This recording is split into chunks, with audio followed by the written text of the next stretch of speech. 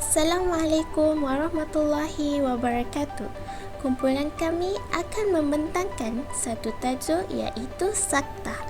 Terdapat beberapa tajuk kecil mengenai saktah yang akan diterangkan oleh kami iaitu definisi saktah oleh saya Nur Auni Atira, seterusnya tanda saktah oleh Farah Amira, saktah wajib dan contoh oleh Nik Nur Fatin Emelin, saktah harus dan biodata oleh Azmina, kemasyhuran riwayat Imam Hafs oleh Nurul Nuraizatul dan akhir sekali kesimpulan oleh Nur Hidayah. Assalamualaikum warahmatullahi wabarakatuh. Nama saya Nur Auni Atira binti Muhammad Nordin. Saya memegang nombor matrik 056888. Assalamualaikum warahmatullahi wabarakatuh. Nama saya Wan Farah Amira binti Wan Azmi. Nombor matrik 056878. Assalamualaikum warahmatullahi wabarakatuh. Nama saya Nik Nur Fatin Emelin binti Muhammad Nasaruddin. Nombor matrik 056946. Assalamualaikum dan salam sejahtera. Nama saya Nur Asmidah binti Faizal bernombor matrik 055971. Nama saya Nurul Nuraizatul binti Abdul Aziz, nombor matrik 056883. Assalamualaikum warahmatullahi wabarakatuh. Saya Nur Hidayah binti Mustafa, nombor matrik 055640. Pertama sekali, saya akan menerangkan mengenai definisi saktah. Apa itu saktah? Saktah menurut bahasa membawa erti berdiam. Manakala menurut istilah ilmu tajwid, menghentikan bacaan sekejap tanpa menukar nafas dengan kadar masa 2 harakat dan menyambung kembali bacaan dengan nafas yang sama. Hukum saktah ialah berhenti sekadar 2 harakat sebelum menyambung bacaan dengan nafas yang sama. Menurut riwayat Hafs, ada 2 hukum saktah iaitu saktah wajib dan saktah harus. Saktah wajib boleh dikenal pasti pada surah Yasin ayat 52, surah Al-Kahfi ayat 1, surah Al-Qiyamah ayat 27, surah Al-Mutaffifin ayat 14. Manakala untuk saktah harus boleh dikenal pasti pada akhir surah Al-Anfal dan ayat pertama surah At-Taubah ketika wasal, dan seterusnya akhir ayat 28 dan awal ayat 29 surah Al-Haqqah ketika wasal. Assalamualaikum warahmatullahi wabarakatuh. Saya Farah, nombor matrik 056878. Hari ini saya akan menerangkan berkenaan dengan tanda saktah. Sebahagian ulama qura menjelaskan bahawa saktah adalah sejenis waqaf. Waqaf tu tempat berhenti yang lemah lembut tanpa bertukar nafas. Kalau kita berhenti bacaan seketika dengan bertukar nafas, itu maknanya waqaf. Waqaf dengan saktah ni dua benda yang berbeza. Tujuan bacaan saktah adalah untuk mengasingkan antara dua patah perkataan supaya tidak menimbulkan persamaan pada pengertian ayat-ayat tertentu. Di dalam Al-Quran Ratham Uthmani, terdapat huruf sin kecil terletak di atas huruf akhir pada beberapa kalimah untuk menunjukkan berlaku saktah pada kalimah tersebut. Seterusnya, saya akan menyerahkan pembentangan ini kepada Fatin Emelin. Beliau akan menerangkan lebih lanjut tentang bacaan saktah pada kalimah-kalimah tertentu. Assalamualaikum warahmatullahi wabarakatuh. Saya Nik Nur Fatin Emelin binti Muhammad Nasaruddin, nombor matrik 056946. Saya akan bentangkan tentang bacaan saktah mengikut riwayat Hafs, iaitu terdapat 4 tempat yang disepakati tanpa khilaf. Dia dinamakan saktah wajib. Yang pertama, saktah di atas alif pada kalimah iwaja dalam surah Al-Kahfi. Yang kedua, saktah di atas alif pada kalimah mim marqadina dalam surah Yasin. Yang ketiga, saktah di atas nun pada kalimah wakila man raq dalam surah Al-Qiyamah. Dan yang terakhir, saktah di atas lam pada kalimah bal rana dalam surah Al-Mutaffifin. Seterusnya saya akan memberikan contoh bacaan yang terdapat dalam Al-Quran, 4 tempat yang terdapat dalam Al-Quran. Yang pertama, surah Al-Kahfi. Bismillahirrahmanirrahim. Alhamdulillahilladzi anzala ala abdihil kitaba wa lam yaj'al lahu 'iwaja qayyiman liyunzira ba'san syadida. Maksudnya, pada kalimah iwaja, saya berhenti selama 2 harakat tanpa membuang nafas, dan saya terus menyambung pada ayat seterusnya, qayyiman liyunzira ba'san syadida. Baiklah, contoh kedua, surah Yasin. Bismillahirrahmanirrahim. Qalu ya wailana man ba'athana min marqadina hadza ma wa'ada ar-rahman. Pada kalimah mimma raqadina, saya berhenti selama 2 harakat dan saya menyambung kalimah seterusnya, hadza. Seterusnya pada surah Al-Qiyamah,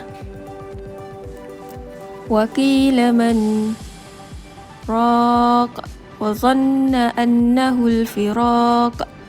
Pada kalimah man, saya berhenti selama 2 harakat tanpa membuang nafas dan menyambung kalimah seterusnya, iaitu raq.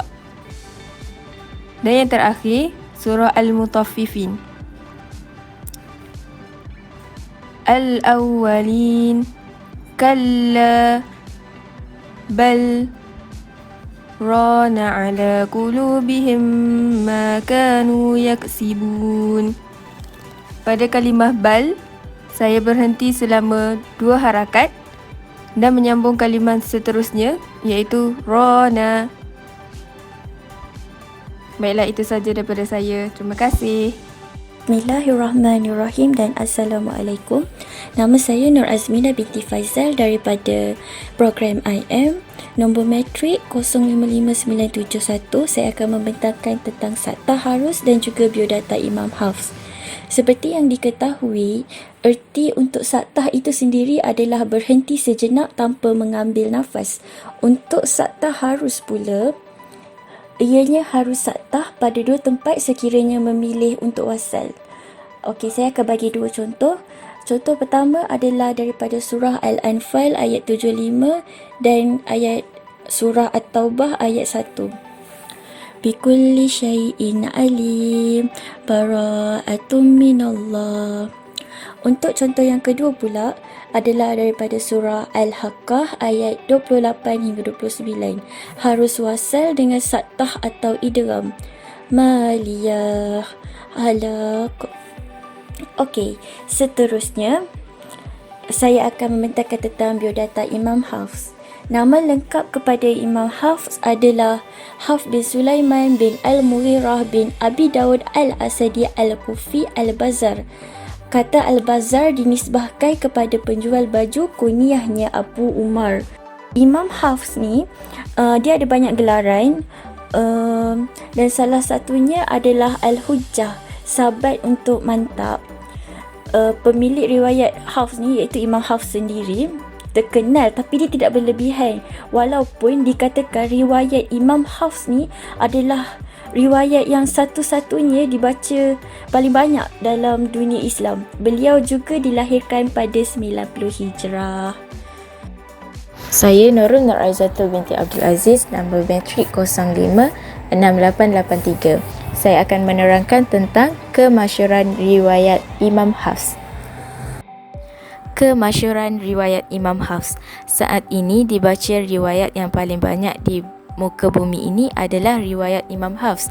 Jika dilihat dari jejak pengembaraan Imam Hafs ini, maka akan ditemukan bahawa beliau pernah mengembara dan tinggal di dua negara pada saat itu sebagai ibu kota. Hal ini dibuktikan oleh ungkapan Imam Abi Amr Al-Dani. Ia belajar kepada Imam Asim dan diajar kepada masyarakat bacaan tersebut. Kemudian ia tinggal di Baghdad. Di sana ia mengajarkan bacaannya dan kemudian tinggal di Mekah. Di sana juga mengajarkan bacaannya. Dari sini boleh dibayangkan berapa jumlah murid-murid Imam Hafs di dua negara tersebut. Kemudian mereka menyebarkan riwayat ke negaranya masing-masing. Maka tidak aneh jika bacaan riwayat Imam Hafs menjadi tersohor di dunia. Ini dari sisi penyebaran lewat periwayatan. Dari sisi yang lain, hampir seluruh Al-Quran dicetak menggunakan riwayat Imam Hafs. Pada tahun 1106 Hijrah, Al-Quran yang dicetak di Jerman menggunakan riwayat Imam Hafs. Atas bimbingan dan didikan Imam Asim, pemilik riwayat yang paling terkenal ini dididik dengan baik secara talqin, dibacakan kemudian ditiru ataupun secara tasmi', iaitu memperdengarkan bacaannya. Setelah menginjak dewasa, Imam Hafs menggantikan posisi Imam Asim sebagai guru dalam bidang Al-Quran, bahkan menjadi seorang imam besar dalam bidang itu. Kesimpulan, bacaan saktah berlaku apabila kita membaca satu ayat secara sambung tanpa wakaf.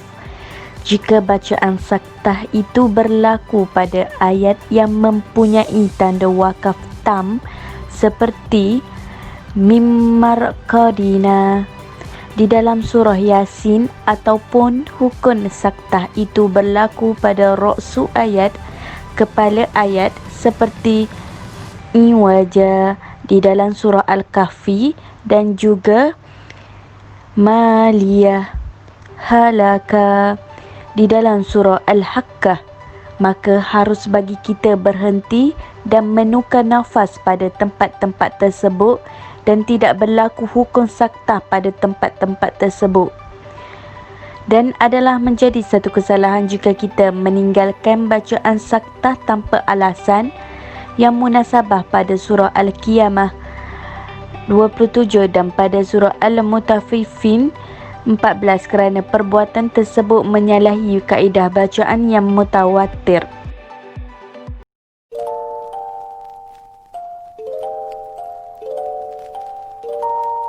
Kapitulasi untuk keseluruhan video saktah dalam periwayatan Hafs ini adalah maksud saktah itu sendiri, iaitu menghentikan bacaan sekejap tanpa menukar nafas dengan kadar masa 2 harakat.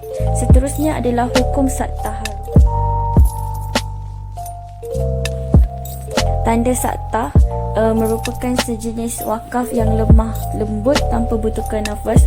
Tujuan saktah adalah untuk mengasingkan antara dua patah perkataan supaya tidak menimbulkan kesamaran pada pengertian ayat-ayat tertentu. Selain itu, kemasyhuran riwayat Imam Hafs ni yang membawa kepada riwayatnya adalah beliau pernah mengembara dan tinggal di dua negara kota, iaitu Mekah dan juga Baghdad.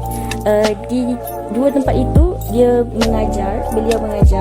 Kemudian anak murid kepada Imam Hafs itu sendiri yang menyebarkan riwayat Imam Hafs hinggalah pada tahun 1106 Hijrah.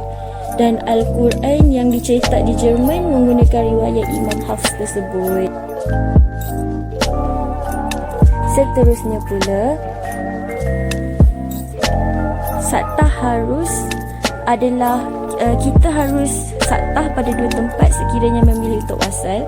Biodata Imam Hafs ni adalah nama lengkap beliau adalah Hafs bin Sulaiman bin Al-Mughirah bin Abi Dawud Al-Asadi Al-Kufi Al-Bazzar.